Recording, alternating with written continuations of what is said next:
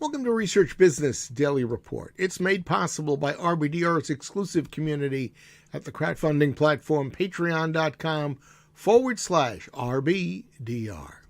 I'm Bob Lederer, for 25 years the respected voice in market research.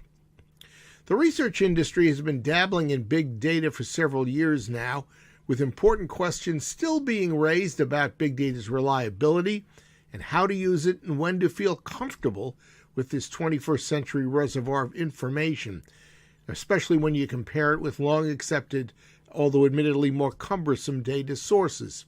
But it sounds as if the federal government, unlike research, more specifically the Labor Department's Bureau of Labor Statistics, is feeling much more at ease with substitution of big data for its more traditional data gathering. Government data keepers have had a hard time over the recent years keeping up as the economy has radically changed over the past few decades. For example, it has become difficult for government data agencies to learn when new and improved products or services have actually replaced older ones. This all came to pass in last week's Wall Street Journal in a feature written by David Harrison about government economists that are turning to big data to track the changing U.S. economy. Instead of doing what the Bureau has customarily done for decades, specifically dispatching individuals to stores to check product prices, the Bureau of Labor Statistics, or BLS, has begun pulling up apparel pricing from stores without needing to go there. Comparing the data sources used by the Bureau with researchers' surveys and using big data information collection, well, that may not be the most appropriate comparison that can be made. However, it seemed important to me that the government's understanding, transition, and willingness to use big data is a clear indicator of its acceptability by critical information collectors and disseminators who put stuff out that are used by many industries. Harrison wrote that the data gathering switch by BLS, the Commerce Department, and the Bureau of the Census, quote, is part of a broader effort to incorporate insights from the massive amounts of information that firms collect and turn into official economic indicators.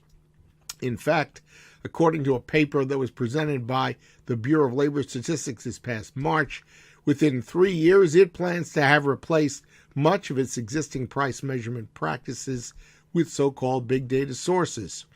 New automobile pricing is already coming from J.D. Power, and the article says that statisticians in the government are investigating new pricing measures for medical services, cell phone plans, cable and internet services, plus groceries and the costs of rent. The Census Bureau is gathering regular data feeds from NPD Group. BLS also has interesting ammunition to support its shift to big data. It says it's more precise.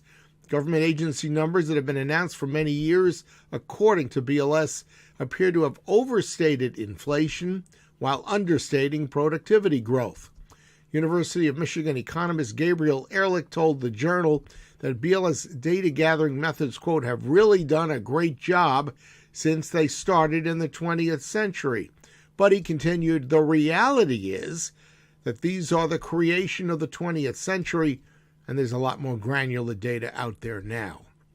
Questions do remain about new data sources because stores have become less willing to have government visitors walk down their aisles checking prices. And government statisticians have had difficulties analyzing data that has been sent directly by the stores, instead of having the people go to the stores, to the government agencies. One of the telling problems in the switch from traditional to new data providers is also that it has the potential to throw up comparisons between past report results and the latest information summaries. That's your Research Business Daily Report. It's made possible by members of our exclusive community on the crowdfunding platform patreon.com/RBDR. This video series is produced thanks to the interest and the support of those who watch it Monday through Thursday most weeks. These so-called Patreon supporters tell us that RBDR videos are filled with thoughtful, valuable information. And we know from looking at our viewership statistics that many, many more of you are having that identical feeling, because you'll be regularly watching RBDR, which is very, very clear. And why else would you be doing so if we weren't entertaining and informing you? We've got 45 weeks of the videos coming your way in 2019, so you know that an overflowing chest of valuable information is certainly coming your way.